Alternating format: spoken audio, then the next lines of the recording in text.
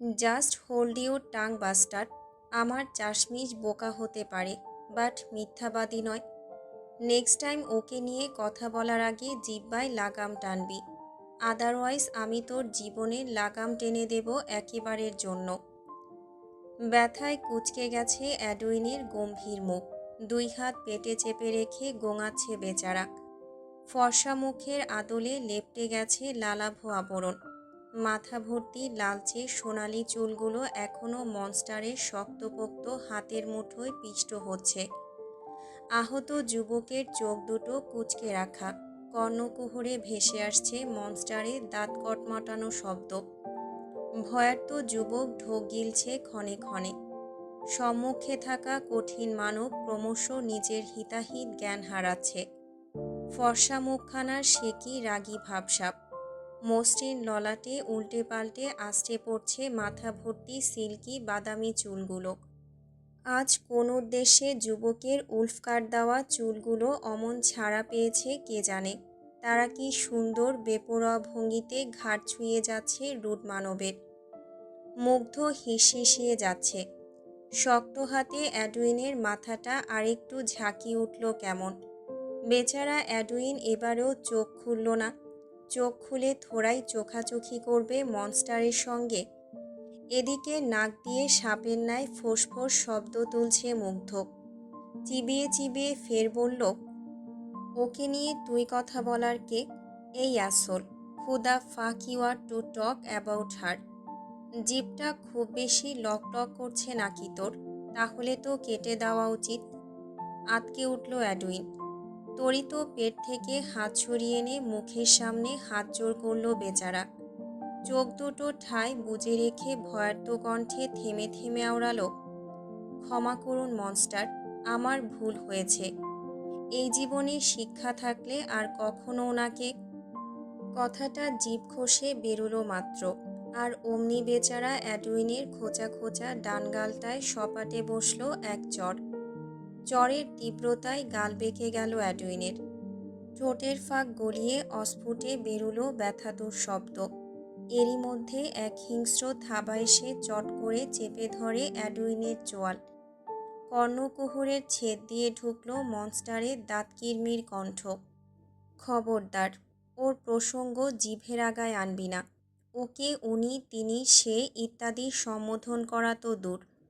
ওর কথা মাথায় আনলেও তোর শরীর থেকে গর্দানটা আলাদা করে দিতে 2 সেকেন্ডও ভাবব না আমি। Mind it. বুঝল অ্যাডুইন। তড়িঘড়ি করে মাথা ঝাঁকালো উপর নিচ। বাদামি চোখ দুটো কিয়ৎক্ষণ কটমট করে তাকিয়ে রইল তার পানে। পারছে না এক্ষুনি অ্যাডুইনকে কাঁচা গিলে ফেলতে। তবে মানুষ বিধায় থেমে রইলেন মনস্টার। ফোঁস-ফোঁস করতে করতে এক ঝটকায় ছেড়ে দিল অ্যাডুইনের চোয়াল।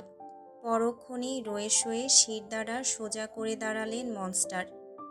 বাহাতের কবজিতে বেঁধে রাখা হেয়ার ব্যান্ডটা তখনই একটানে খুলে এনে মাথার এলোমেলো চুলগুলোকে কোনো মতে বাঁধতে উদ্যত হলো সে। কপালে গোটা কতক ভাঁজ স্পষ্ট তার। শক্ত চোয়ালে আনমনে বিড়বিড় করছে কি যেন। দক্ষ হাতে কায়দা করে গার্ড দিচ্ছে অত সুন্দর চুলগুলোতে। তবে গার্ড দেবার এক পর্যায়ে আচমকা স্থবির হলো মুগ্ধ। ব্যস্ত হাত দুটো তার আচমকাই থেমে গেল মাঝপথে। মস্তিষ্কটা হঠাৎ করেই বেজে উঠল কেন যেন। এতক্ষণের উপচে পড়া রাগটায় বুঝি এক পশলা বৃষ্টি নামল মুহূর্তেই। বিচক্ষণী মস্তিষ্ক হুট করেই সচল হলো ফের। কান দুটোতে ঝাঝা করে উঠল তার বলা কিছুক্ষণ আগের কথাটা, আমার চাশমিশ। থমকায় মুগ্ধ। হতবিহলের ন্যায় মেঝেতে তাক করল হতবাক দৃষ্টি। কপালের চামড়া আরও কিছুটা গুটিয়ে নিয়ে যুবক মনে মনে নিজেকে শাসিয়ে ওড়াল, আমি এটা কি বললাম? আমি ওই বান্দির মেয়েকে আমার চাশমিশ বললাম কেন? কি বললাম আমি? What the fuck is happening to me? ওই বান্দির মেয়ে আমার হলো কবে থেকে? ও জাস্ট 6 মাসের রক্ষিতা আমার। Just a fucking Rakshita, nothing else. নিজেকে বড় সান্ত্বনা দিয়ে যাচ্ছে মাফিয়া মনস্টার। ভেতরে ভেতরে ফেটে যাচ্ছে নিজ উদ্ভট কর্মে। মাথার তালুটা জ্বলে যাচ্ছে রাগে। সে কেমন গজগজ করতে করতে ঘাড় বাঁকিয়ে পাশে তাকাতেই তার দৃষ্টি থমকালো আহত অ্যাডুইনের পানে। তখনই চোয়াল শক্ত হলো মুগ্ধর। চোখে মুখে লেপ্টে গেল একরাশ বিরক্তির ছাপ। মনের কোণে আচানক উত্থাপিত হলো একরাশ প্রশ্ন সংখ্যা। সে কি অ্যাডুইনকে মারল? কিন্তু কেন মারল? মেয়েটাকে সামান্য মিথ্যেবাদী বলায়? ভাবতে ভাবতেই দাঁতে দাঁত চাপল মুগ্ধ। শক্ত হাতে ঘাড়ের পাশ ডলতে ডলতে আলগোছে এক হাত উঁচিয়ে রাখল উন্মুক্ত কোমরের উপর। অতঃপর পায়ের গতি টেনে এগোয় উবু হয়ে থাকা অ্যাডুইনের নিকট। মাঝে কিছুটা দূরত্ব রেখে থামল মুগ্ধর পাদুকা। ছেলেটা তখন হুট করে বসে থাকা অ্যাডুইনকে স্নিগ্ধ গলায় প্রশ্ন ছুড়ল, did I just hit you Edwin? হতবিহ্বল প্যাডুইন তখনই মাথা তুলে তাকালো সম্মুখে। এক পল মনস্টারের আগুন চোখ দুটোর সনে চোখাচোখি হতেই গা জুড়ে কাঁপন বয়ে গেল বেচারার। সে তড়িত নজর নামিয়ে বসে রইল বোবার ন্যায়। এদিকে তার অমন নীরবতায় মেজাজ হারাচ্ছে মুগ্ধ। দাঁত কিরমির করে যুবক ফের ধমকে বলল, I am asking you something dammit. এহেন ধমকে আঁতকে ওঠে অ্যাডুইন। ভয়ে ভয়ে শুকনো ঢোক গিলে উপর নিচ মাথা নাড়াতে গিয়েও বেচারা পর মুহূর্তেই শুধরে নিল নিজেকে। প্রাণ সংশয়ে না চাইতেও ভং ধরে মাথা নাড়ায় দুই ধারে। মুগ্ধ কপাল কুঁচকালো এবার। নিচের ঠোঁটখানা উপরের দাঁত কটা দিয়ে চেপে ধরে পায়চারি চালালো এদিক ওদিক। মনে মনে কিছু একটা ভেবে হুট করে গমগমে গলায় আদেশ ছুড়ল, আগামী 2 ঘন্টার মধ্যে প্যালেসের সকল গার্ডদের হলরুমে নিয়ে আয় অ্যাডুইন। হকচকায় অ্যাডুইন। গুরুগম্ভীর সাজে আবির্ভূত হলো তার মুখ। ভেতর ভেতর একরাশ প্রশ্ন জেগে উঠলেও বাইরে থেকে সে কেমন নির্লিপ্ত ভাব ধরে রেখেছে দেখো। সময় নিয়ে অত্যন্ত বিনয়ের সাথে জবাব দিল, ওকে মনস্টার। কথাটা শেষ হতেই পিনপতন নীরবতায় ছেয়ে গেল সম্পূর্ণ কক্ষ। অ্যাডুইন ধীরে সুস্থে বসা ছেড়ে দাঁড়ানোর প্রয়াসে মত্ত। এদিকে মুগ্ধ নামক বলিষ্ঠ পুরুষ সেদিকে বিন্দুমাত্র পাত্তা না দিয়ে উল্টো পথে গটগটিয়ে প্রস্থান ঘটালো কক্ষ থেকে। সে যাবার সঙ্গে সঙ্গে সাইকি কেমন ফনা তুলল আচমকা। ভয়ঙ্কর সাপটার অমন ধারালো দাঁত দেখে ফের ধপ করে মেঝেতে বসে পড়ে অ্যাডুইন। বেচারা ভয়ে তটস্থ। 2 হাতে মেঝেতে ভর দিয়ে পিছিয়ে যাচ্ছে কোনো রকম। ওদিকে সাইকি ধীরে ধীরে শরীর দুলিয়ে এগোচ্ছে এবার। তা দেখে বেচারা অ্যাডুইন কেমন চেঁচিয়ে উঠল ঘর কাঁপিয়ে। ভাবা যায়, মনস্টারের ডানহাত নামক অমন বলিষ্ঠদেহী কঠিন মানুষটাও কিনা মনস্টারের সাইকিকে দেখে ভয়ে চেঁচাচ্ছে। বেচারা অ্যাডুইন ক্ষণে ক্ষণে ঢোক গিলে 2 হাতে দূর দূর করে সাপটাকে বলছে, হুশ হুশ, অন্যদিকে যা সাইকি, আমার শরীরে গোশত নেই, আমি মানুষটাও অনেক লম্বা, গিলে হজম করতে সপ্তাহ লেগে যাবে, তাই বলছি হুশ হুশ, দূরে যা। বোবা প্রাণীটা থোড়াই বুঝল অ্যাডুইনের কথা। সে কেমন আঁকাবাঁকা শরীর নাচিয়ে হিস হিস করে এগোচ্ছে অ্যাডুইনের দিকে। অ্যাডুইনের এবার নাজেহাল দশা। শরীরের সব ব্যথা ভুলিয়ে বেচারা তখনই গা ঝেড়ে উঠে দাঁড়ালো নিজ পায়ে। অতঃপর এক লাফে ঘর ছেড়ে বেরোনোর উদ্দেশ্যে খানিকটা এগোতেই পথ আটকালো সাইকি। অ্যাডুইন থমকায়। সাইকির ধারালো রক্তাক্ত দাঁতগুলোর অমন হাঁ করা দেখে ভয়ে ফের চেঁচিয়ে ওঠে বেচারা। সাইকি ফনা তুলতেই 2 হাতে তখনই চেপে ধরে নিজের মুখমণ্ডল। তবে কিছুক্ষণ পেরিয়ে যাবার পরও গায়ে তেমন ব্যথা অনুভূত না হওয়ায় আঙুলের ফাঁক গলিয়ে পিটপিট করে সামনে তাকায় অ্যাডুইন। পর মুহূর্তেই সম্মুখের দৃশ্য দেখে চক্ষু ছানা বড়া হলো তার। দরজার কাছে শটান হয়ে দাঁড়িয়ে আছে মনস্টার। 2 হাত গুজে রেখেছে পকেটে। সাইকি ধীরে ধীরে তার গা বেয়ে উপরে উঠছে। এহেন দৃশ্য দেখে গা শিরশির করে উঠল অ্যাডুইনের। তার কেন যেন মনে হচ্ছে সাইকি মনস্টারের নয়, তার গা বেয়ে উঠছে। অ্যাডুইন নিজ ভাবনায় নিমগ্ন, ঠিক তখনই সামনে থেকে ধেয়ে আসে মুগ্ধর ঝাঝালো কণ্ঠ। গায়ের ব্যথা শেষ, নাও গো অন ইউর ডিউটি। ভরকায় অ্যাডুইন, তৎক্ষণাৎ হাত সরায় মুখমণ্ডল থেকে। হতবিহলের ন্যায় কিয়ৎক্ষণ চুপচাপ মাথা নুইয়ে দাঁড়িয়ে থেকে ভাবল, মনস্টার তাহলে ইচ্ছে করেই সাইকিকে আমার পিছনে লাগিয়েছিল। মানুষ আহত হলে ডাক্তারকে ডাকে, আর মনস্টার কিনা ডাকে সাইকিকে। হাহ।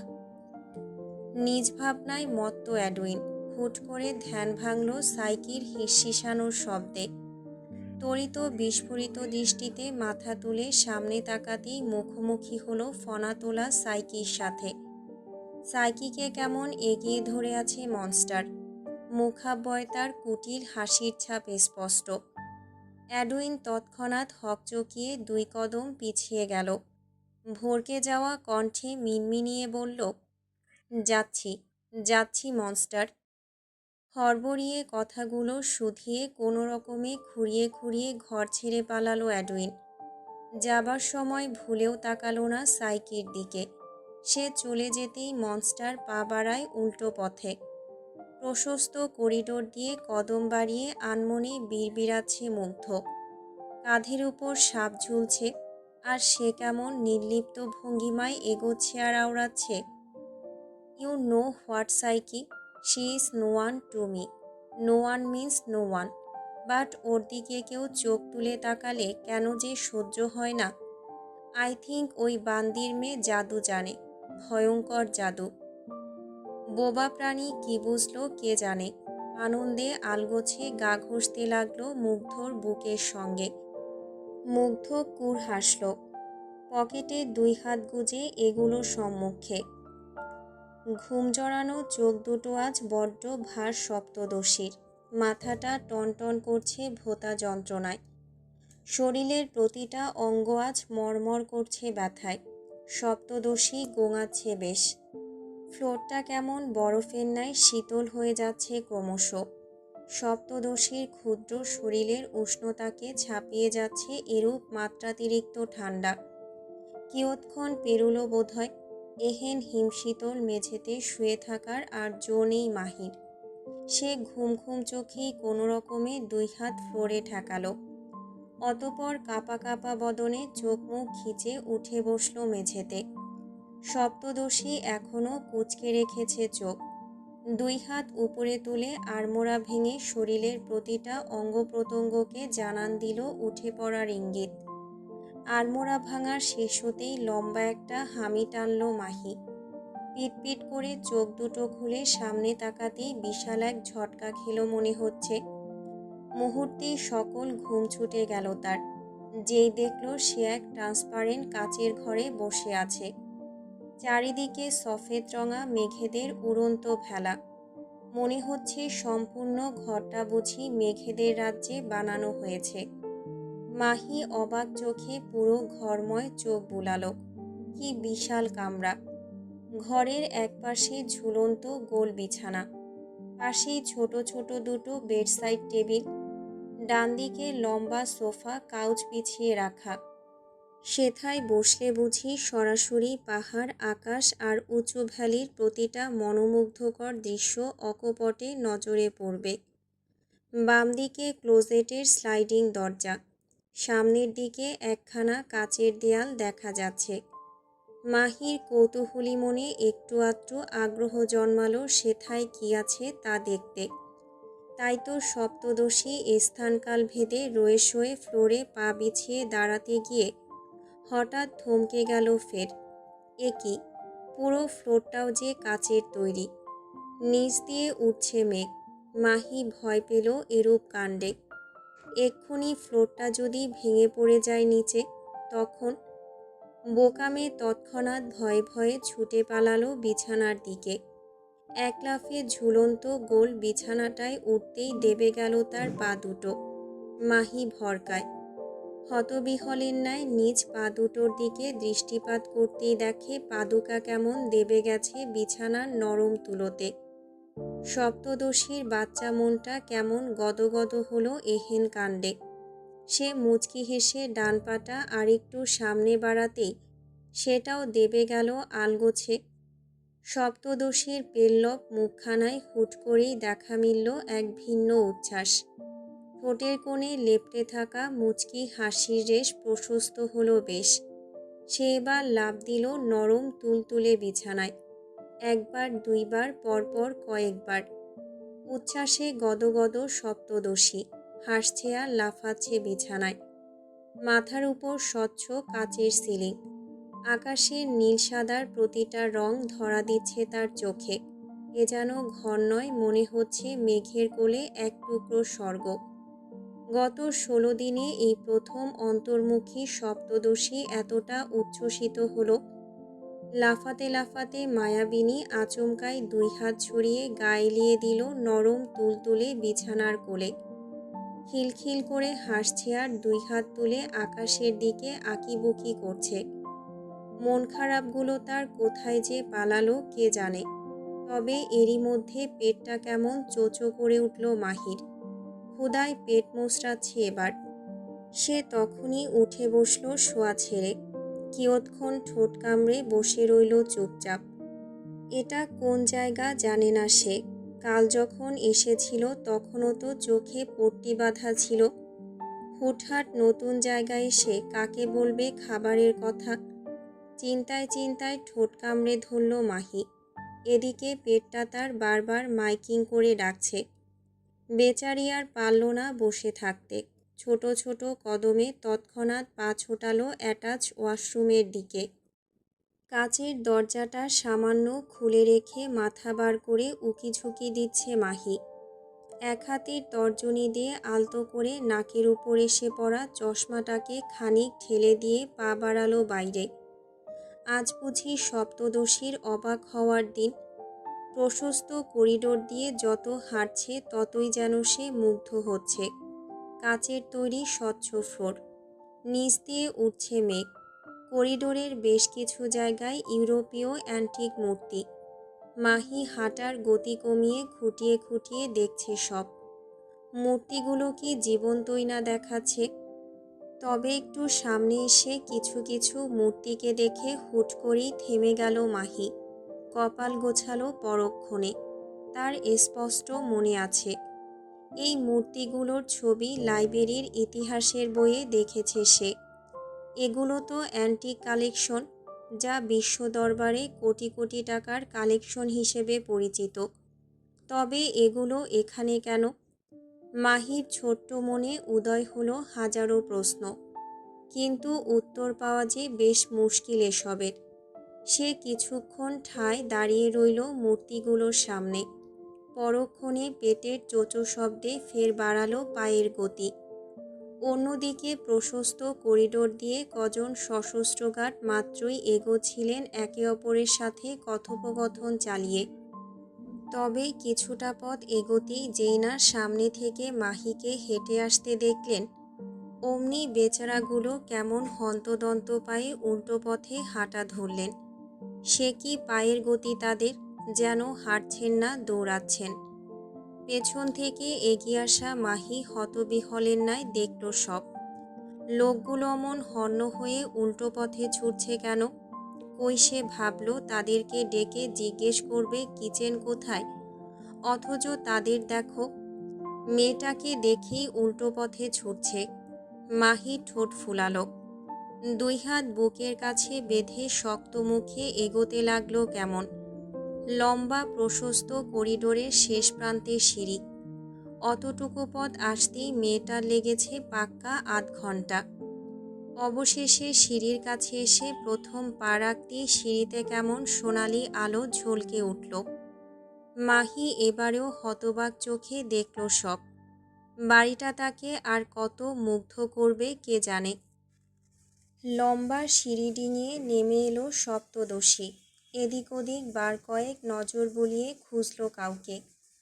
তখনকার গার্ড কোথায় আছে কে জানে, তার তো খিদে পেয়েছে নাকি। কাউকে না দেখলে কিভাবে খাবারের সন্ধান পাবে সে? পেটের যন্ত্রণায় আধার নেমে এলো সপ্তদশীর মুখমণ্ডলে। সে দুর্বল কদমে এগোয় সামনের দিকে। হাঁটার পথে এক আধবার ঘাড় বাঁকিয়ে দেখছে চারপাশ। বাঁদিকে বিশাল জায়গা জুড়ে গ্রাউন্ড লাউঞ্জ। ডান দিকটা খুব একটা দেখা যাচ্ছে না এখান থেকে। মাহি আর আগ্রহ দেখালো না সেদিকে যেতে। কদম যেভাবে বাড়ছে সেভাবে এগোতে এগোতে মেয়েটা হুট করেই পেয়ে গেল গ্লাস হাউসের সদর দরজা। বোকা সপ্তদশী কোনরূপ কালক্ষেপণ না করে এগোয় সম্মুখে। বিশাল আকৃতির কাচের দরজাটার বাইরে পা রাখতেই এক শীতল দমকা হাওয়া এসে চট করে বাড়ি খেল তার গায়ে। মুহূর্তেই পুরো শরীর জুড়ে অদ্ভুত প্রশান্তি ছড়িয়ে গেল মাহির। যতদূর চোখ যাচ্ছে তাতে বোঝা যাচ্ছে সে এখন কোনো বড় মাপের পাহাড়ের চূড়ায় অবস্থানরত। অদূরেই উঁচু উঁচু পিলার, সঙ্গে কাঁটাতারের বেড়া। মাহি ঘাড় বাঁকিয়ে তাকায় পাশে। অমনি মুখটা কেমন হা হয়ে গেল তার। ইস, বাদিকে ওটা বুঝি কোনো গার্ডেন। বড় বড় পাইনার ওক গাছের সমন্বয়ে গড়া বাগান, যার পুরোটা জমিন জুড়ে বরফ ঢেকে আছে। মাহি মুচকি হেসে একদৃষ্টে তাকিয়ে রইল সেথায়। সময় বুঝি মিনিট খানেক পেরুল। অদূর থেকে হুট করেই ধেয়ে এলো কোনো জন্তুর ছুটে আসার শব্দ। মাহি হকচকিয়ে পিছিয়ে গেল বাড়ির দিকে। ভয়ার্ত ঢোক গিলে সম্মুখে তাকাতেই হঠাৎ দেখল বাগানে একটা ছোট্ট খরগোশছানা কেমন হন্তদন্ত হয়ে ছুটছে। মাহির নরম মনটা বড্ড আনচান করে উঠল খরগোশটার জন্য। সে খুশি মনে সামনে পা বাড়াতেই কোত্থেকে যেন হিংস্র স্পটেড হায়না এসে পথ আটকাল নিরীহ খরগোশটার। মাহি থমকায়। ভয়ার্ত ঢোক গিলে এক মুহূর্ত তাকিয়ে থাকে সম্মুখে। অদূরের খরগোশটা রীতিমতো কাঁপছে ভয়ে। হায়নাটা কেমন হিংস্র বন্য হাসিতে এগোচ্ছে তার পানে। মাহির ভীতু মনটা কেমন হুট করেই শক্ত হলো এই পর্যায়ে। মনে মনে সিদ্ধান্তে উপনীত হলো খরগোশটাকে বাঁচাবেই সে। সপ্তদশী এদিক ওদিক উদ্ভ্রান্ত দৃষ্টিতে খুঁজল কিছু। বাড়ির সামনের জমিনে পড়ে আছে বেশ কিছু ছোট বড় পাথর। মাহির ছোট্ট মস্তিষ্কে আচমকা এসে বাসা বাঁধল কিছু সুবুদ্ধির। সে তড়িঘড়ি করে এগিয়ে এসে ২-৪টে মাঝারি সাইজের পাথর নিল হাতে। অতঃপর ভয়ে ভয়ে পাথরগুলো একে একে স্পটেড হায়নার গায়ে ছুঁড়ে মারল মাহি। এহেন অতর্কিত আক্রমণে হায়নাটা লেজ গুটিয়ে পালালো সম্মুখে। এই সুযোগে তখনই জোরালো পায়ে খরগোশটার পানে ছুটল মাহি। হন্তদন্ত হয়ে খরগোশছানাকে কোলে তুলতেই তার চোখ আটকাল সামনের দিকে। কয়েক হাত দূরত্বে দাঁড়িয়ে আছে দুটো বিশালদেহী স্পটেড হায়না। তারা নিজেদের হিংস্র দাঁতগুলো বের করে তাকিয়ে আছে মাহির পানে। এহেন দৃশ্যে থমকায় মাহি। খরগোশছানাকে বুকের মাঝে চেপে ধরে তখনই ছুট লাগায় পেছনের দিকে। তবে বালাই ষাঁড়। হিংস্র হায়নাগুলো এক লাফে এগিয়ে এসে ঝাঁপিয়ে পড়ল মেয়েটার উপর। ধারালো নখরে মেয়েটার হাত এবং পায়ে অসংখ্য আঁচড় বসিয়ে ক্ষত বসালো গভীর। মাহি চিৎকার জুড়েছে, কাছে আকাশ কাঁপিয়ে। চোখ মুখ খিচে খরগোশটাকে জড়িয়ে ধরে আছে মানবী। ঠিক তখনই অদূর থেকে ভেসে এলো কারো গর্জন ধ্বনি। Danny, Hailey. অতি পরিচিত কণ্ঠ কানে যেতেই থেমে গেল হিংস্র হায়না দুটো। ভীষণ বাধ্যতায় নিজেদের ধারালো দাঁত কপাটি বের করে একইভাবে হুঙ্কার ছুড়ল তারা। পরিচিত কণ্ঠের মালিক তখন গটগটিয়ে এগিয়ে আসেন সেথায়। এসেই বলিষ্ঠ যুবক কেমন হিংস্র থাবায় দুই হাতে চেপে ধরে হায়না দুটোর কণ্ঠা। বাদামি চোখ দুটোতে এক প্রকার আগুন লেপ্টে নিয়ে শক্ত চোয়ালে চিবিয়ে চিবিয়ে আওড়ায়, ও ময়া, ও আমার। পোষা পশুদের মধ্যে এ এক বিরাট ধর্ম। মালিকের ব্যক্তিগত কিছু মানে তা তাদের জন্য নিষিদ্ধ। মুগ্ধ কটমট করছে। শক্ত হাতে হায়না দুটোর কণ্ঠা চেপে আচমকা তাদের ছুঁড়ে ফেলল অদূরে। অন্য কেউ হলে এতক্ষণে হায়না দুটো নিশ্চয়ই পাল্টা আঘাত করত। তবে এ যে স্বয়ং তাদের মালিক, তার দিকে থোড়াই এগোবে তারা। তাই তো হ্যালি আর ড্যানি মাথা নুয়ে লেজ গুটিয়ে পালালো সেখান থেকে। এদিকে তারা যেতেই পিছু ফিরল মুগ্ধ। ফর্সা মুখখানা তার কেমন লাল হয়ে আছে। উন্মুক্ত ট্যাটু আঁকা বদনে ঘামের তীব্র উপস্থিতি। সদ্য এক্সারসাইজ ছেড়ে উঠে এলে যা হয় আর কি। যুবক ভ্রু গুটিয়ে এগিয়ে এলো মাহির দিকে। মাথা ভর্তি অদৃশ্য আগুন নিয়ে আচমকা মেয়েটার গালে বসালো এক থাপ্পড়। এহেন কাণ্ডে তখনই ঠোঁট ভেঙে কেঁদে ওঠে মাহি। থাপ্পড়ের তীব্রতায় গাল বাঁকিয়ে নিয়েছে মেয়েটা। মুগ্ধ মহাশয়ের রাগ তরতর করে বাড়ছে। সে তৎক্ষণাৎ শক্ত থাবায় মাহির নরম চোয়ালখানা চেপে ধরে দাঁত খিচে আওড়ালো, what the fuck are you doing here? কোন সাহসে বাড়ি থেকে বের হলি তুই? কোন সাহসে জানোয়ারের বাচ্চা? হুঙ্কার ছুটছে মুগ্ধ, যার বজ্রকণ্ঠে কাঁপছে চারপাশের বাতাস। বোকা মাহি কথা বলার সাধ্যিতে নেই। মেয়েটা ফুপিয়ে ফুপিয়ে কাঁদছে ভীষণ। হাত দুটো সামান্য ঢিলে হওয়ায় বুকের মাঝ থেকে ছোট খরগোশ ছানাটা আচমকাই উকি দিল বাইরে। তা মোটেও নজর এড়ায়নি মাফিয়া মনস্টারের। সে কেমন তীক্ষ্ণ দৃষ্টিতে পরখ করল খরগোশটাকে। বিচক্ষণ মস্তিষ্কে একে একে দুই মিলিয়ে আচানক ঝাঁজ ঢেলে জিজ্ঞেস করল, সামহাও এটার জন্য এখানে আসিসনি তো? নীরব মাহি। তৎক্ষণাৎ নজর ঝুঁকালো নিচে। মুগ্ধ বুঝে গেল যা বোঝার। সে তখনই এক ঝটকায় ছেড়ে দিল মাহির চোয়াল।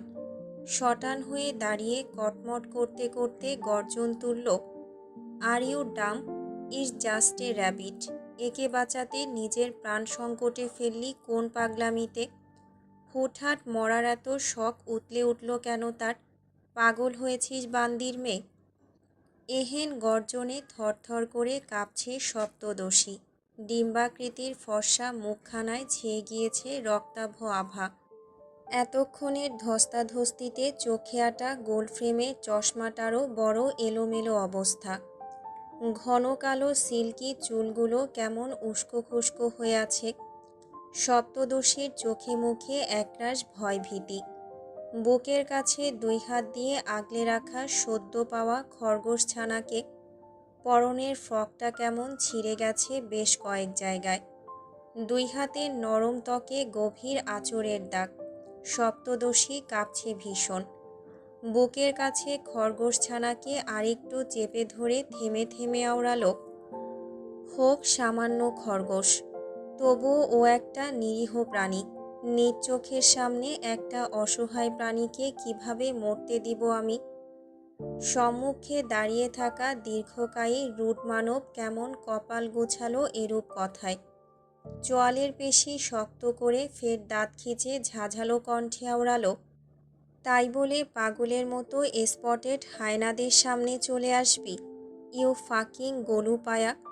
Do you even know who they are? ওদের একটা কামড়ে তোর শরীরটা মুহূর্তেই ছিন্ন ভিন্ন হয়ে যেত। নাক টানল মাহি। খরগোশ ছানার পশমী শরীরে খানিক হাত বুলিয়ে কাদো কাদো কণ্ঠে অভিমানিনী শুধালো, আমি মরলে আপনার কি? ও, আমাকে আর মারতে পারবেন না বলে আফসোস হতো, তাই না? থামল সপ্তদশী। নাক টানছে অনবরত। ওদিকে তার অমন বাক্যে অবাকের শীর্ষে পৌঁছেছে মনস্টার।